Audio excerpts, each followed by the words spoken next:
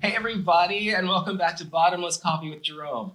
On this show, we have great conversations that leave us feeling inspired and empowered to make the world around us just a little bit better. Today, we're talking with Tom Wheeler about discrimination in housing, and how people are advocating and educating to help keep the home buying process on the up and up. Tom is an owner of the real estate company HomeFound Minnesota, but he also has a business presence in Idaho. And the differences between the legal protections afforded to us here in Minnesota and those that do not exist in Idaho are eye-opening. Welcome, Tom. How's it going? Good. Thank you so much for having me. I'm very excited. It's a pleasure. I want to touch on just how we know each other. Yeah. Because I was out walking the dog this morning. Mm-hmm. I'm thinking about the road that brought us here to this conversation today. Oh my gosh. Because we were on separate vacations in Florida, Mm-hmm. different condos, having a fun gay old party. Yeah. And then I moved to Minnesota. And I think I ran into you on the train. Somewhere. Yeah. It was random. It was like, Jerome? Very strange. Yeah. Very strange. Yeah. And then you moved to California. Yeah. I was visiting my partner in LA. Yep. Going back and forth between LA and Minneapolis. And then COVID happened. And And you moved to Boise. Correct. Okay. And so now you're managing a business in Idaho. Yep. And in Minnesota. Mm-hmm. So can you tell us a little bit about HomeFound Minnesota? Yeah. So HomeFound Minnesota, I started in real estate when I was 18 years old. Grew up here in the Twin Cities, went to school, and then decided, I would do real estate as a sophomore in high school. So Oh, really? yeah, it was my birthday present when I turned 18 because you had to be 18 to get your license. And so, What are these birthday presents? right? Yeah, my parents were like, yeah, we could do that. And it was it's a super cool experience to be in a room of folks who were doing the same work, and I was by a landslide the youngest. And it was not the easiest journey to be the young realtor because folks would be like, oh, we don't even own a house. Oh, sure. But I was really inspired by my coming out experience in high school and just overall, I remember saying the first thing I said when I came out was, I'll never have that white picket fence sort of suburbia life that I envisioned and saw represented around me because I grew up just south of the Twin Cities in a suburb.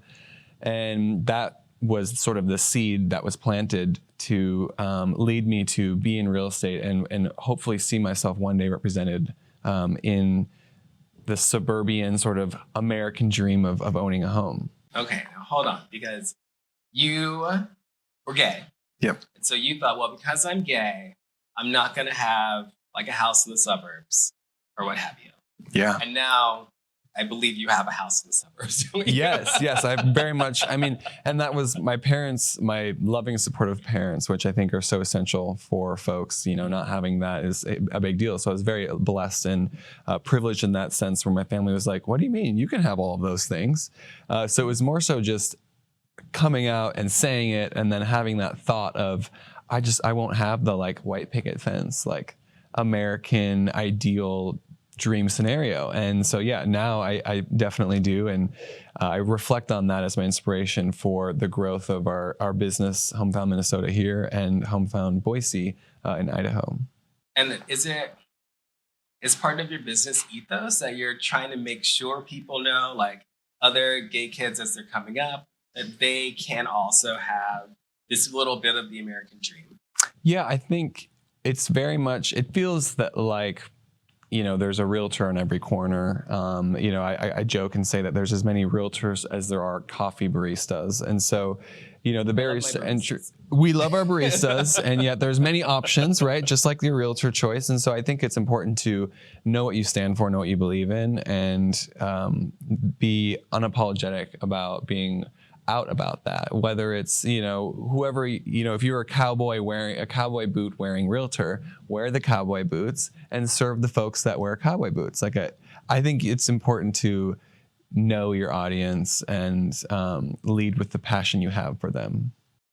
So I'm trying to think through your Instagram. I'm not sure if I've seen cowboy boots lately, but I will take another look afterwards. What does HomeFound Minnesota stand for? Yeah, so HomeFound Minnesota stands for inclusivity in the real estate world. So I want to see more first-time home buyers, first-generation home buyers. I would just love to see more representation of the communities that make up Minnesota in real estate. And we know that real estate is, for most folks, the largest generator of wealth. And so I think there's a lack of resources and education that goes to all areas of the community. And that can really have a detriment on the amount of folks that start the process and are successful and then own a home. So one thing I think people might be picking up on is that you're kind of saying that the experience you get with a real estate professional will vary depending on the professional. And so you are an especially inclusive real estate professional. And you might not get that experience with other people. Is that correct? Yeah, I think, we touched a little bit on there's not a very high barrier to entry for the real estate world. And a lot of times unconscious bias can be influencing real estate professionals in their work. And I always say that realtors have a super, super big responsibility to their communities and who they serve. And if they have some unconscious bias that they're maybe not necessarily aware of, and they just need a little bit more education, a little bit more awareness of how they're going to handle particular conversations or particular buyers or sellers, that can have effect on the success of the transaction for that person. And if that's their largest financial asset and it doesn't go well, or something happens that doesn't allow them to feel like I should do this again or I should continue down this path, I think that has a negative effect on how we see community develop. And so, part of one of the nonprofits that I'm a part of in Idaho, it's the Real Estate Alliance, the LGBTQ Real Estate Alliance, and they work to educate and elevate homeownership for LGBTQ folks. And so that's nice. So what are some of the things that the LGBTQ Real Estate Alliance does? So there's the main pillars are education, networking, and connecting with consumers. So I think, in my opinion, the education is huge. So they have a few different programs. One of them is the Certified Allied course. And so you can go into a real estate office and take a course that certifies you from the LGBTQ Real Estate Alliance standpoint in working with the LGBTQ community. That's nice. And so it's things like that I think just elevate that level of education for realtors across the nation. I think just from my own anecdotal experience, having purchased a couple of homes in my time, my advanced age. Yeah. I found a realtor and I stick with her because I trust her. And I think that it makes a lot of business sense for a real estate professional to understand unconscious bias and to be especially inclusive. Because, if I come to spend money and I hear you say something off color or if you're giving me notes of homophobia, I'm like, okay, well, I'm just gonna go somewhere else because, like you said, there are a lot of real estate professionals out there, and eventually I will find one that I trust. And I think there's also a big recommendation component, a word of mouth component to the business, and people talk about their really good experiences. But they definitely talk about their bad experience. That is very true. You can have a positive impact, but if there's a negative impact, that is oftentimes what you hear more of. And sort of touching on what you mentioned, to the point of the unconscious bias, a realtor's touring a client through a home, and there's certain terminology that we're working to change within the industry, which is the master bedroom. Why don't we say primary? That's elevating our language in real estate, which elevates, the experience, in my opinion. You might have a realtor who goes, oh, this is the his and hers closet, or the she shed, or the man cave. And there's these sort of binary language we have around real estate. And I think that can be limiting to somebody who maybe hasn't come out to their realtor or their family, and they're really excited about this, but that can be something that can have an impact on their experience, and the realtor may not even know. So I think that education piece is really important, because they need that moment of, oh, I didn't realize the effect that might have on my consumer. Let's talk about the discrimination aspect of housing discrimination at the intersection of like money, right? Why does housing discrimination matter? Yeah, I mean, there's some really good educational pieces that are coming out now. There's a book by Richard Rothstein called The Color of Law, which is very educational and informative around racial covenants and racial discrimination in real estate. And a lot of folks, I think, would say, oh, that's behind us. And yet the effects of racial covenants and racial discrimination in real estate exist today, in the way we see neighborhoods developed, the way we see access of information to particular communities of color or LGBTQ status. And so, those elements make housing discrimination a very real thing. I think that it's something that, again, realtors don't think happens. They're like, oh, I don't do that, or I don't know who would do that, but it happens in such subtle ways that I think that people think that for discrimination to happen, it has to be overt and it has to be very obvious. However, I think the occurrences that happen that aren't obvious are as equally impactful in the experience to the consumer and the impact that has on the community. So what would be like an example of a not obvious bit of discrimination?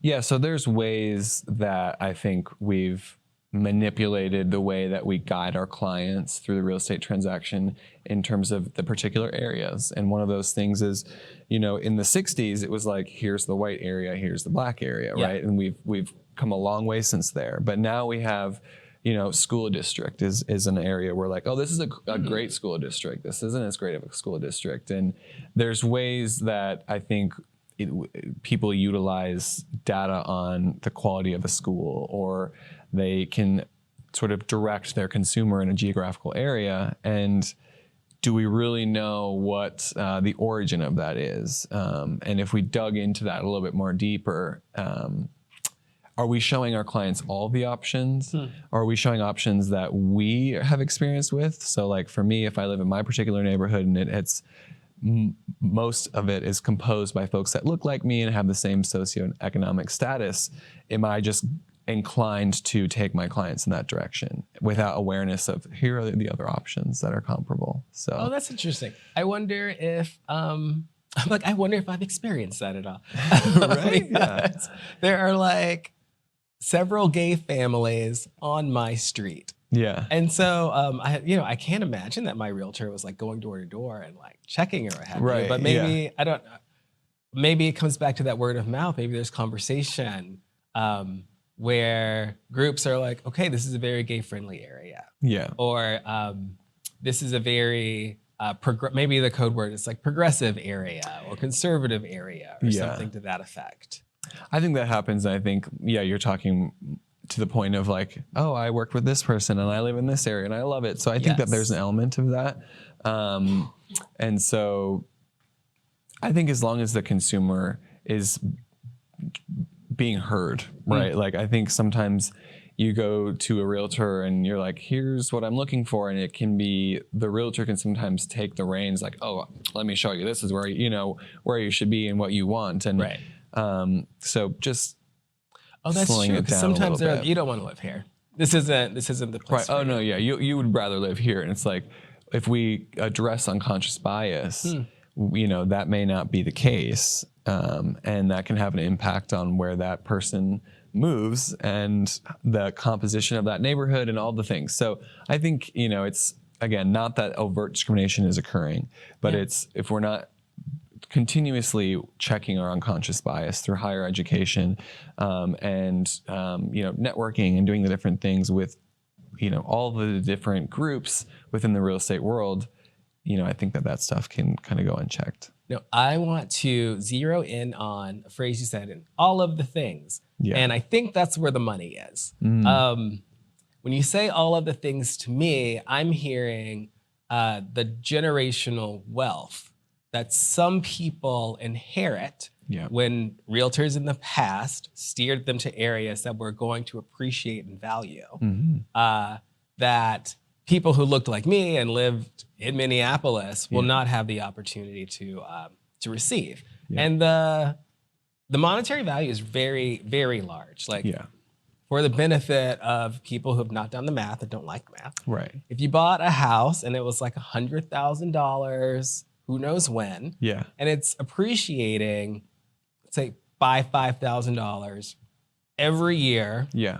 over 50 years, and then you pass that on to someone else, that is a massive amount of wealth. It's just money that's available to your descendants that are not available to me. Right. If you were systemically renting or, I think, and that is generational wealth. Yes. And that originates, the reason it's generational wealth is because you go back generations worth of time, and statistically, white folks have a more collective generational wealth because they were able to buy and invest in real estate at a much earlier timeline than people of color and other underrepresented communities were. And that is with us today. And so, I think that's one of the goals for HomeFound Minnesota and HomeFound Boise is to have more folks own real estate and see and realize the gains of real equity in their homes over time. And, when we've been able to do that time and time again, when we see the impact on, as soon as you own a home, there's a lot of shift in like your credit worthiness and your overall health. Having a home that is yours is a huge aspect of overall health. And so all of those things come into play. And that is at the core of what I'm most passionate about in our real estate practice is like, it doesn't matter if you are going to buy tomorrow or in 10 years, like let's have a conversation around it because that's the starting point. So here's a hypothetical for you. Probably an easy one since you're a real estate professional, but you've got a client who wants to sell their home. How do you guard against your client's bias? So for an example, I know that comes up a lot are the letters that people write. Yeah. The pictures that they might send. How does that, can you explain that bias to us? And then can you tell us how you walk your clients through it? Yeah. So we're seeing a lot of love letters, especially the market in the last couple of years where it was super, super competitive and both buyers and sellers. You have sellers who say, I really want it to be taken over by, and then list, the various protected classes, right? And then you've got the buyers who are like, well, I'm within this list your protected classes. And so the seller might love, right? I might love that. And so those two things are huge issues in the real estate world and have an impact on bias and all the things. So the way that I think it should be handled, the way we handle it is we have a standardized process for everything. For our sellers, we receive an offer. We ask every buyer's agent, please do not send the letter because the love letter is not something that we're going to present to our seller. We just want to see your best offer. Because at the end of the day, and this is the conversation we have with sellers, you're hiring us to get you the best offer for your home. It doesn't have anything to do with how we do that and who it is that has that offer. The goal is that the terms of the offer make sense for you and your goals. And then the process we have for that is we take in the offer and, even to the point of names, we don't even have to disclose the name so much to the seller as here are the terms of the offer because we can get into, are those two what seem to be same gender names? Is there a last name that seems like it's from a particular background that the seller may be like, that's not Johnson, and so if we can remove as many of those potential unbiased sort of obstacles, then we get the truest look at the offer, which is the most important thing. Yeah.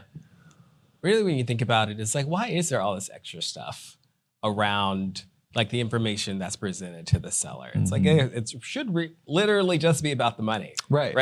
What's your offer? Yeah. Price, type of financing, close date, inspection contingencies, like what? Yeah, that should be the focus. I don't go to the grocery store and say, okay, I'd like to buy this apple. And I see the sticker price. Yeah. But I'm also a single mother raising a special needs child. And so I need 10% off or whatever. And where did the apple come from? And it's just like, here's the price for the commodity that And you it's the have. same with a car. Yeah. I don't attach a narrative to why I need a special price or what have you on the car. I can't really think of any big ticket item other than a home that gets this narrative associated with it. And I think that's where a lot of the opportunity for discrimination comes in, is in the stories that we tell each other and to the people sitting on the other side of the transaction. Yeah, it's very true. And there's, you watch all the different reality real estate TV shows, and you're like, is that what it's like? And it's like, the drama and the storytelling, like you said. And honestly, again, the biggest thing is that more folks just get to have the experience without all of that, and there's ways to do that. And part of that is the education and getting that to a wider audience. Well, I want to talk more about the education and advocacy right after this coffee break. We'll be right back.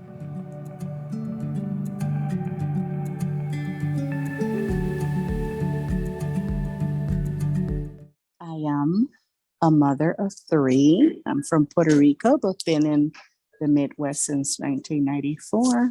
I have 3 beautiful children, one a 20-year-old trying to figure out adulthood.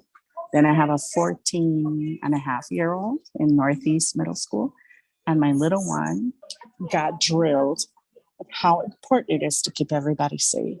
I suffer from type 2 diabetes, hypothyroidism, so my immune system is compromised, and I'm overweight, as you can tell.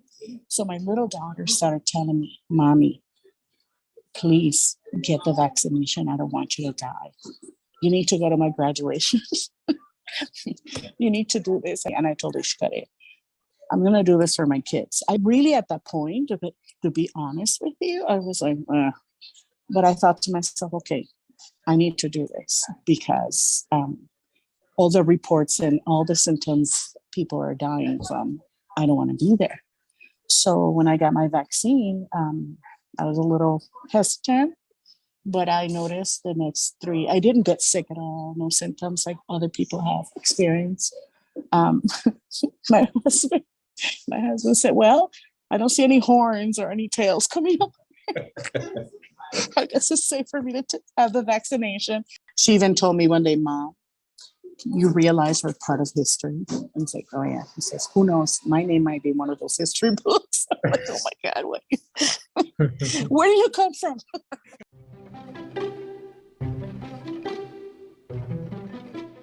When you tend to your mental well-being, you're able to balance the positives and the negatives. You can celebrate the good and cope with the bad. What excites me the most about the work we do at Live More Screen Less is how it focuses on that balance. Our mission is about the balanced and intentional use of technology because we understand the good and the bad they can provide. Live More Screen Less engages with school and community members to listen to the effects of screens on well-being and to provide positive and practical well-being resources and education to spark balanced and intentional use of devices. KK Myers and I founded the organization in 2019.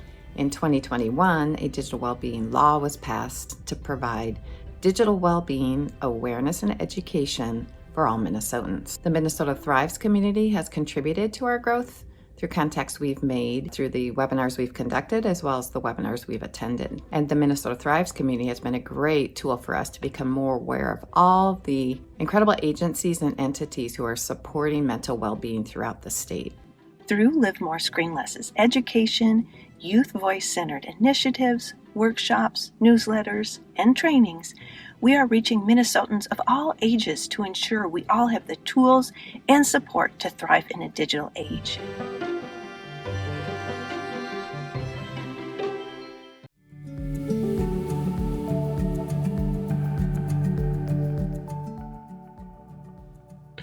We are back with one of the owners of HomeFound Minnesota, Tom Wheeler. So Tom, I want to kind of flip things a bit. We've been talking about not being discriminatory. Right. But at the same time, we have this national context where states are enacting like openly discriminatory laws. Right. I had a recent conversation on the podcast with Bob McCraney, who created the website fleeredstates.com to help people like literally escape places like Florida and Texas. Texas, because if you have a trans child in your family, then there's like very little standing in between you and the government trying to tell you how to raise your child. Yep. And of course, in Florida, we have those don't say gay laws, Yep. which are weird. Especially because we were like at this huge gay celebration in Florida when we met. Right. So things have changed. Yeah. And I'm wondering what you're seeing in your business. Yeah. So in our business, HomeFound Boise in the Treasure Valley of Idaho, Idaho is one of those, I would say, predominantly red states. And so we see a lot of similar issues that are persisting in community for, healthcare for trans youth and LGBTQ youth. There's on a state level, there's only actually 12 cities in the state of Idaho that have non-discrimination ordinances in place. And a non-discrimination ordinance is a municipal protection for LGBTQ folks on the basis of sexual orientation and gender identity in public accommodation, housing. And so without having those, you can be in a 30-minute car ride away from Boise proper, being in a city like Nampa or Caldwell. And if you're applying for a job or looking to rent somewhere, you can be discriminated against without recourse because of your perceived LGBTQ status. So that is the current reality of folks in places like Idaho, and same for, Texas and So the Florida. only protections are at the city level in Idaho. Yep. Things are a little bit different for us in Minnesota, I believe. I feel very protected Yeah. here. Yeah. But if I were to go to Boise, let's say I wanted to move to Idaho, right? Would you tell me, like how does the discrimination law work? Like, if I wanted to live somewhere outside of Boise, would the seller just be like, no, he's gay? Would they ask me? What is it? Right. Yeah. And the housing, so on a national level, and if you're a realtor, so you are a member to the National Association of Realtors and consider yourself a realtor, which is most realtors. Okay. Then you adhere to the Code of Ethics, which is a national sort of adherence to protected classes. So that's where it's challenging for a real estate professional in a location that doesn't necessarily have those municipal protections. They are still obligated to adhere to the national standard, which is, all the different protected classes, which include LGBTQ status. So, if you were to come to Boise and look in the surrounding areas, I could tell you which areas have a non-discrimination ordinance, because that's factual, and that's, hey, here they are. Yeah. And it would be, from my understanding, there'd be more of an occurrence in that, like, renting or job search. I mean, still terrible. Search option. Yeah. And the housing, there's just the realtor, you'd hope, is adhering to a national level of commitment to those, values. Well, if you're looking though, if you're coming from Florida or from Texas and you've identified Idaho because, I don't know, maybe the property values are a little bit more under control than they are here. Right. I would want to go with either an allied, approved realtor or what have you, or I just call you, frankly. Right. Yeah. I could find you somebody. No matter where you're at, I could find you somebody. Yeah. Yeah. But I'd want to know that I'm not just trading one bad experience in the whole state of, let's say, Texas for another bad experience one town over where I could have been in Idaho. Yeah. And so part of the LGBTQ Real Estate Alliance, one of the things that they have is a consumer-facing professional directory. So you could go in the search tab and you could search Boise, Idaho. You could search anywhere in the country and a list of folks that are LGBTQ or allied members to the nonprofit would appear. And so that would include loan officers, title officers, realtors, designers, like you name it. And so that's sort of the concept behind the LGBTQ Real Estate Alliance is if someone's moving from a state like Texas and they're going elsewhere, can they connect with someone? First, can they sell with someone in their location that understands the nuances of what it means to buy or sell a home as someone that's not the majority? And then, move to that prospective location and have the same sense of safety. Do you know where I first heard about people moving in this way? It's on Reddit. And people were complaining about the drivers. They were like, there are all of these people on the road with Texas license plates that do not know how to drive.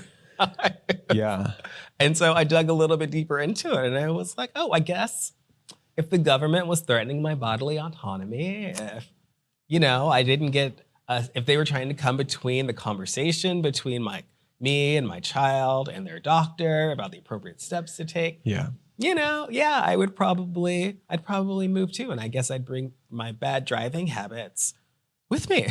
It's very interesting. We, especially in Idaho, HomeFound Idaho and HomeFound Boise has seen a lot of anti-Californian sentiment. Like I've had clients who haven't yet had their license plates changed and they're getting like flipped off in the parking lot of the grocery store because they still have their license plate that says California. So we're seeing a lot more of that trend in that effect in real estate. I think with COVID, folks are able to work from home. It gives them a lot more flexibility geographically. Like they can live wherever. And if they were only living in an area for their work, but now can work anywhere, where are they moving? And so we're seeing a lot more of, folks who identify with more of that red ideology are moving to those areas and vice versa. For the more like liberal perspective, we're seeing people move to and from. So it's an interesting pattern of real estate. Agreed. Yeah. What's interesting to me about it is that, if I'm moving from California to Idaho or whatever, to somewhere protected, like I don't need to be flipped off. Right. Like I'm not here to bother you. I'm just trying to live a better life. Like leave me alone, please. Yeah. I know it's the stories are unfortunate. It makes for an unwelcoming seeming community, which is it is unfortunate. Yeah. And speaking of, we won't dwell in the negative. Right. But it just sounds like I'm on your Instagram all the time. I was on your Instagram. I think it came up as a story. And one of the advocacy organizations that you work with had been vandalized. Yeah. So we're seeing a lot more, progressive pride flags being burned on people's front doorsteps in areas in Boise. And there were some rocks thrown through the window of the current LGBTQ center in Boise the last couple of weeks. So unfortunately, I think for folks that have lived in Idaho and Boise in particular for quite a time, Boise, I think, represents the more liberal folks. And so you have people that come from a little bit farther out that are like, we're going to go to Boise and burn some pride flags. Unfortunately, we've seen that more and more. And again, that's why I think it's important to have a strong, impact statement and a strong vision of what it is that you want to do, particularly in real estate, because we serve everyone. And we also really serve the folks who share our point of view. And that is a community that's inclusive. I cannot imagine being so inspired to take my Saturday and go burn a pride flag. Yeah. Because there are flags that fly around, Confederate flags in Minnesota for no reason. Yeah. And I'm like, oh, I would love to stop the car and pull that down or whatever, but I don't do it. Right. Because I'm an American. Yeah. And that's just not the way that we do things around here. Yeah. And so it's very, very weird to me. That people that they feel empowered and inspired to take these horrible actions. And so I really love that you are working with organizations that are trying to change things around and flip the script. Yeah. And so tell us about, I think the first one is Encircle. Yeah. So Encircle was an LGBTQ nonprofit that originated in Salt Lake City, Utah. Mostly out of the high suicide rates of LGBTQ youth in predominantly LDS faith-based communities. And prior to moving to Idaho from Minnesota, I had no idea of the various religions that exist in the West. Yeah. And Mormonism was one of them. And the impact of the mental health of LGBTQ youth and adults, truthfully, as a result of those different religions is super real. And so Encircle originated to offer free therapy resources to youth and their parents. And their motto is no sides, just love. And what I love about that is in a climate that feels like you have to take a stand on something politically, at the end of the day, suicide is not political, right? Yeah. And so their mission is to bring in youth and families that are experiencing issues within, their faiths around their LGBTQ youth and create a healthier family environment. And so we're fortunate to be a part of their work in expanding to Idaho in the next couple years. And so whenever we get a chance to support their initiative in collaboration with the Real Estate Alliance, it's super fun because they're looking for space. And, it wouldn't make sense for them to be in a city that does not have a non-discrimination ordinance. So we have the insight to share that says, hey, this is probably going to be a great location and great access to youth. So we're really excited to see that come to life in a place like Boise. And then there's also an organization called Inclusive Idaho. Yeah, so Inclusive Idaho was started by two twin sisters, and they support the Black community. And Tell me more.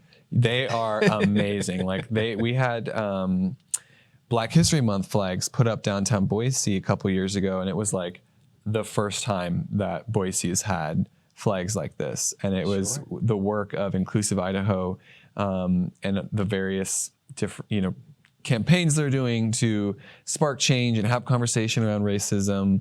I think there's a fear in having it. I've learned as the cisgendered white male that it can be challenging to talk about race, but if we get to hold space and do that, we're going to have more progress than if we pretend it's not an issue and don't talk about it. And I've relied a lot on Inclusive Idaho to educate myself, to educate my team, the people I work with, my community. And so we support them. I mean, between Inclusive Idaho and Encircle, we've donated $35,000 this year because we are so invested in seeing their success in our community. Well, we have had a conversation or two about race here in Minneapolis over the last couple of years. So certainly if Inclusive Idaho wants to open up a branch in Inclusive Minnesota or what have you, I think we'd be in really good company. Personal question. This, I don't want to say drive, but this willingness even to give so much of your time and resources to these nonprofit organizations, did that also come from sophomore Tom, or where did that come from? Because not everyone is a philanthropist, even if they are an ally. Yeah, I mean, I always for me, I'm passionate about real estate, but I'm more passionate about helping people. And I think the experience that I had coming out was mostly, it was good enough to where I felt like I had my confidence, and I feel privileged to have had supportive family and overall an experience that allowed me to share that with folks. And so for me, it comes from a place of really wanting to see more LGBTQ and underrepresented folks thrive, not just survive, but thrive, because I had to overcome that initial limiting belief that because I was gay, I couldn't have this, ideal life. Yeah. And again, my privilege allowed me to get over that much faster. But it's something that still exists, and it's the more I'm getting into this work, the more I'm continuously and passionate about it, and it just has fed on itself. Have you spent time thinking about where that thought that you couldn't have this life because you're gay, where did that come from? Because it sounds like your family was very welcoming. Yeah. Minnesota traditionally is very welcoming. So do you have a thought of how you were taught that? Yeah, I mean, I think we're talking about unconscious bias or just sort of this what exists without being necessarily said. I think I didn't see a representation of I didn't have friends who had LGBTQ parents. I didn't know other LGBTQ youth or people that were out and proud and thriving, right? In business, in school, in life, like that just didn't exist. And so, one of the things we did with the LGBTQ Real Estate Alliance in Boise recently was we did a drag fundraiser for Intermountain Fair Housing, which is a nonprofit that sort of supports fair housing initiatives in the state of Idaho. Another nonprofit. This one wasn't even on my list. Wasn't even on the list. But we were like, how do we get more LGBTQ folks to be excited about homeownership? We do a drag fundraiser. And one of the things that was very fulfilling for me was to be able to participate in drag. No, really? For the show, raise a bunch of money, but more importantly, be like, I can be in drag and participate in this fun day raising funds for a cause we believe in, and you'll still treat me with respect as a business owner, because just because of my LGBTQ status doesn't mean that I can't be taken seriously in business. And because of my cisgendered privilege, I feel it's a responsibility to show up in these spaces so that one day someone can take my spot or follow in my path who truly does represent the community. So it's fascinating to me. We come at things from a different way, but again, we've ended up in the same place. Yeah. Yesterday, I feel like National Coming Out Day is very recent.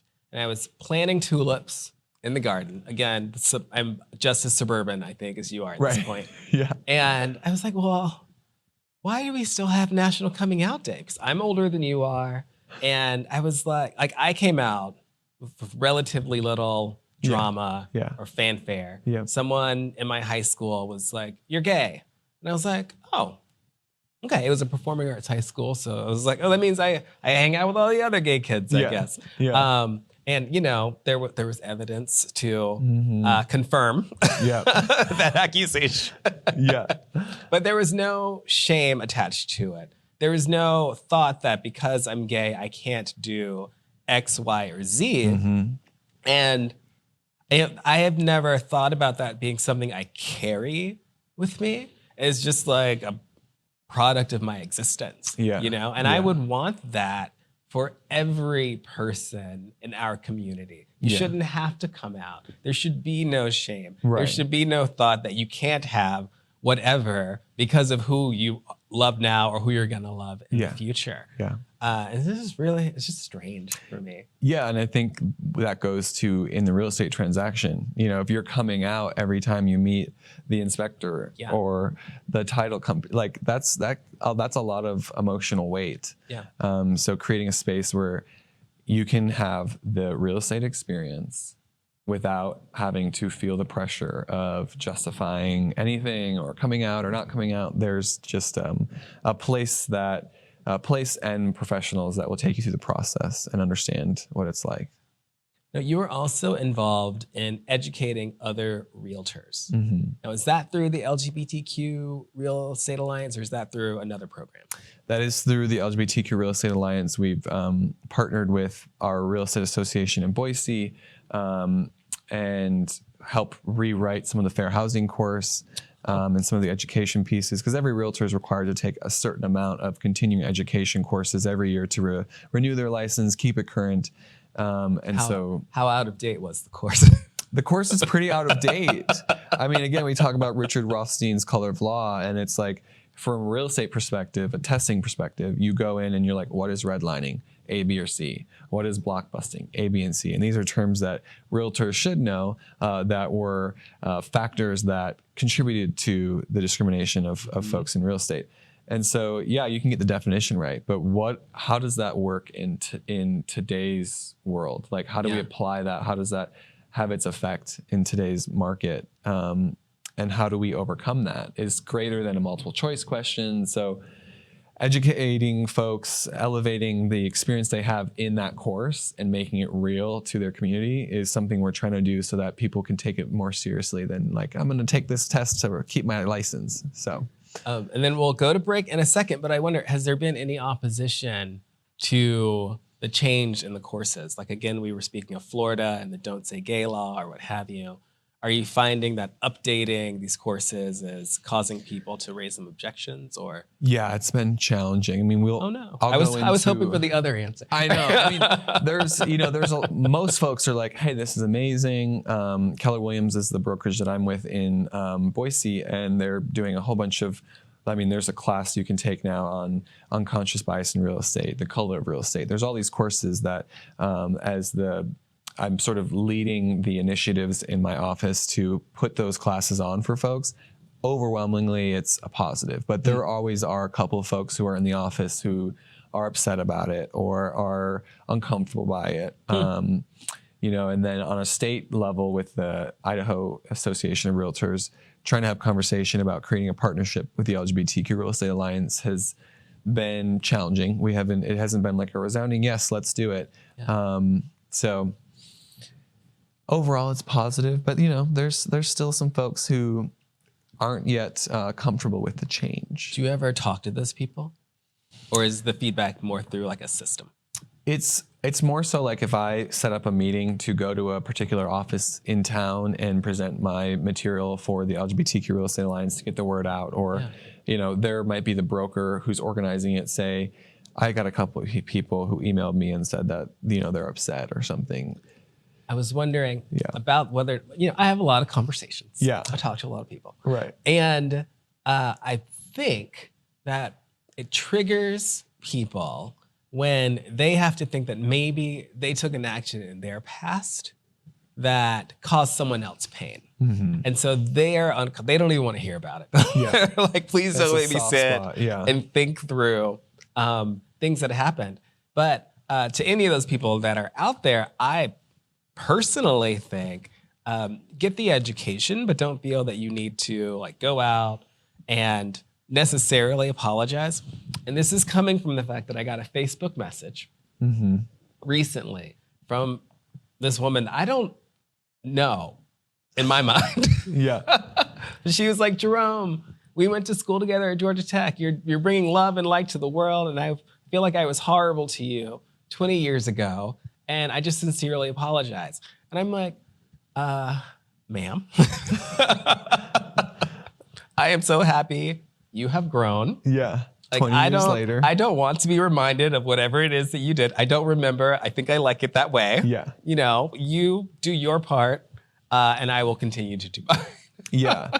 I mean, I think one of the first things I say when I'm holding space for these conversations is like, thank you all for just being here and the vulnerability to be in this space, because like you're saying, we don't have to, I'm not going to go around and ask you, what derogatory term you've used or experience you had. Like we're just here in this space now, and that's all we can do. And, I can't speak for the experience like that you had where, you don't necessarily need to have someone reach out and have an apology. Like there's like a pity element that doesn't sustain support so much as kind of perpetuate this, there's like empathy and the real empathy is like, I don't know what that was like, but I'm like holding space to just be listening and hearing, I don't want to comfort you by comforting myself and say, oh, I'm so sorry. Like that's not going to do, more for you than it is like if I just allow you to share your experience and I get to hear that.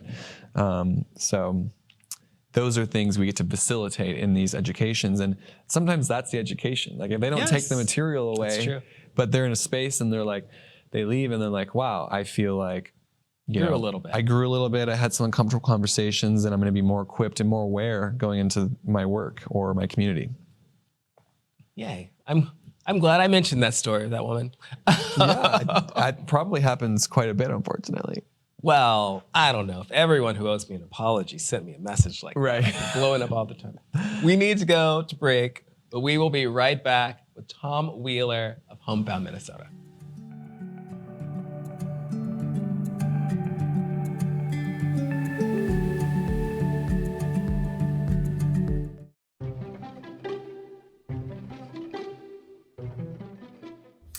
Hello, my name is Kathy Flaminio, and I'm the CEO and founder of Move Mindfully. And we are a training and consulting company that brings the science of mindfulness, movement, and social emotional learning into simple trauma responsive practices that are used in schools, hospitals, juvenile services, corporate and daycare settings, and even in the home.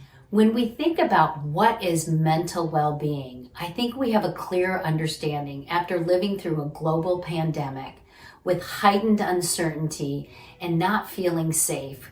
We learn the great impact it has on our nervous system. Here at Move Mindfully, we teach these simple tools to help our mind and body feel at ease and feel safe so we can connect to others. And when we think about mental, physical, and emotional well-being, we think about having a regulated nervous system. What excites us at Move Mindfully is we have created programs that are workshops, trainings, residencies, family nights, in which we go through our simple breathe, move, rest signature practice. So creating simple visuals like this that allow our adults and youth to know, like, what strategies would I do if I'm tired, or if I have high energy, or if I'm feeling anxious. Both as adults and children, we're able to create a culture of safety where people can learn and heal. We are so grateful that our initiative with Move Mindfully has really been able to expand, not only into schools and districts, but counties, hospitals, and juvenile services. And we've been able to do this through our partnership with Minnesota Thrive and Minnesota Department of Health and Minnesota Department of Education, through these state health improvement grants that really focus on physical health, emotional health, and mental health. And through these simple tools, we're able to provide both the adults and the youth strategies so that everyone can thrive.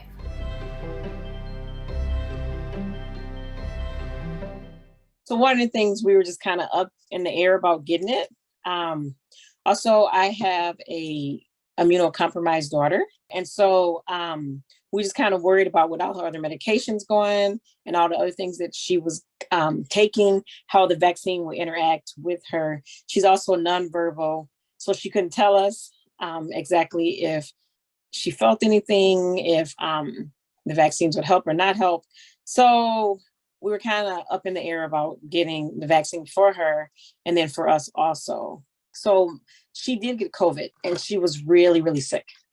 And so we had to call 911 and she was really sick. And I was like, this is really odd for you to have respiratory problems.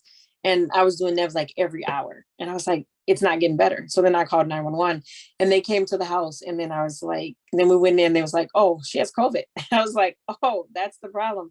And so just to see how sick she was and the recovery from that, I was like, oh, we're not doing this again. And then when it became available to my daughter, I was like, you know, it can't be any worse than her getting as sick as she was before. So we're going to do this. We're going to get the shots. Like, I was kind of nervous because I didn't know what it was going to do to my body. But I felt good because it could benefit the people around me. Yeah. And like my first shot that I got, nothing. I didn't have anything from it. No. And it's so interesting because you expect something, because people talk about, oh, you're probably going to get sick. You're probably going to get a fever. You're probably going to be tired. And so when I got mine, I was like, oh, nothing happened. Nothing was different. I've convinced a few people to get the vaccine.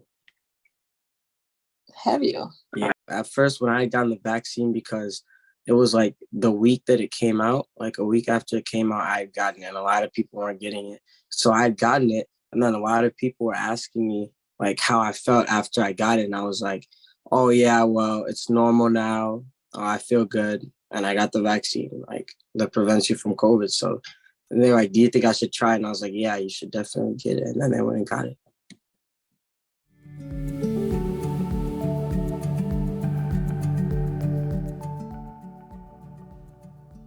We are back with Tom Wheeler of HomeFound Minnesota. So one thing we didn't touch on that I should make sure that we do is if we are like working with someone and we feel like we're experiencing housing discrimination, like that could be with the realtor. Yep. That could be with our loan officer. That could be with the appraiser. That's been in the news. Yeah. Like, what should we do?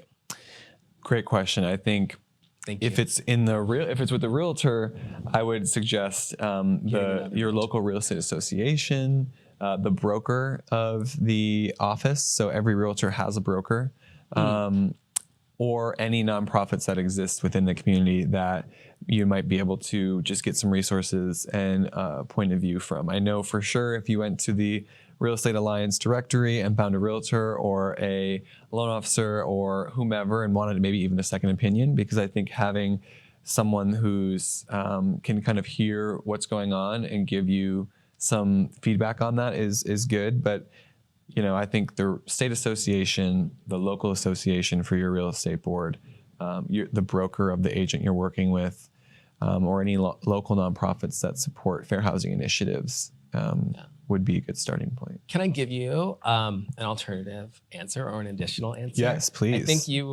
I feel as though maybe you should call Tom Wheeler of HomeFound Minnesota. You can do that too. Yeah. I mean, if it's no matter where it is, I can connect you with a resource. And I care deeply about it. So certainly my phone number is on, you can Google it now and you'll find it. So give me a ring. Which website should people go to find you? So our business here is wheelermn.com is one of the domain names. And then in Boise, it's HomeFound Boise. So we're working on some additional domain names. I'm actually going to work with Bob from Flea Red States to up my SEO game, but also Instagram, Facebook, all the different platforms. What's your Instagram? They can just follow you there. So my Instagram is TomWheeler266, and then from there I link to all of the businesses and nonprofits I work with. There we go. One last question I love to ask everyone: what is one message you want to make sure that the audience leaves with from our conversation today? Yeah, the one message that I want to leave with anyone that's watching, listening, is to consider the real estate process no matter where you're at. Whether you don't think you have the ability because of credit or income or, I just could never do that. Those are the folks that I think should be having conversation, and send me a message, give me a ring. You'd be super surprised the ability that you likely have to realize homeownership. And, to me, a conversation is, doesn't cost you anything. So give me a ring. There's a place for you in the real estate world, and it's just waiting for you. Wonderful. Thank you so much, Tom. This has been a wonderful conversation. Yes, thanks for having me. Good to see you again. Yeah, it was a pleasure. And thank you all for joining us. Once again, I'm Jerome Evans, and this has been Bottomless Coffee with Jerome. Find out all about us at bottomlesscoffeeshow.com. See you next time.